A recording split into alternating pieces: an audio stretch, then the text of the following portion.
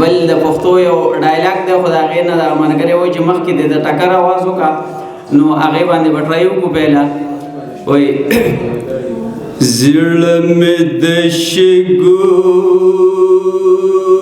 سور تنور دی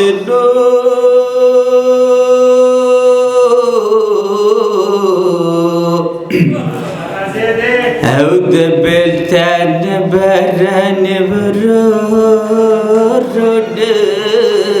نبینا اخر ببړ مخیر پرو زمان یا د جنان غمز دی روغلی ونکړم او کابل ته موایا چې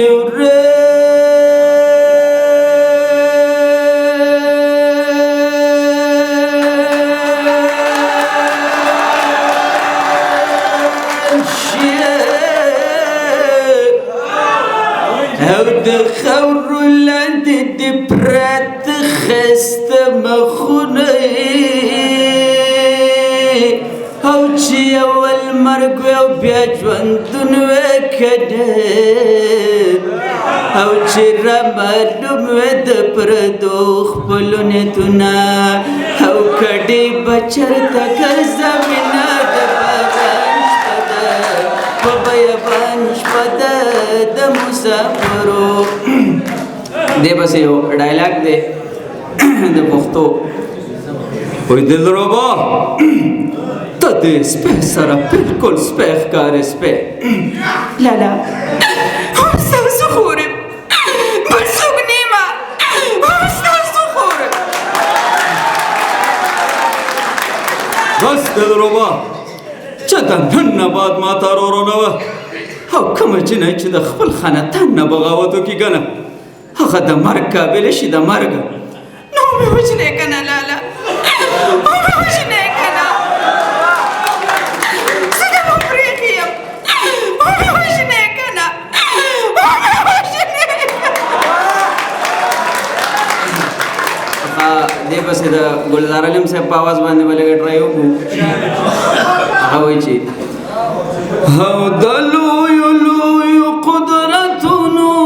ربا یو تمنا د اورېدی شي که نه ستا د سکڼي سکڼي ماښام نه لوګې د چا د زړه لوګې لیدی شي که نه دې پسې بیا عظیم خان دیر والا هغه به اسکول ته لاړلې لاړه په هلکانو یې زړه ولګاوله اسکول څومره بختورې چې څه ښایسته دی هغه تا ګیر کړي دي نه وړې ماجرې لاس مه وهه ور بل باندې لاړه نه شي مړه شي لا جنګ دی په کابل باندې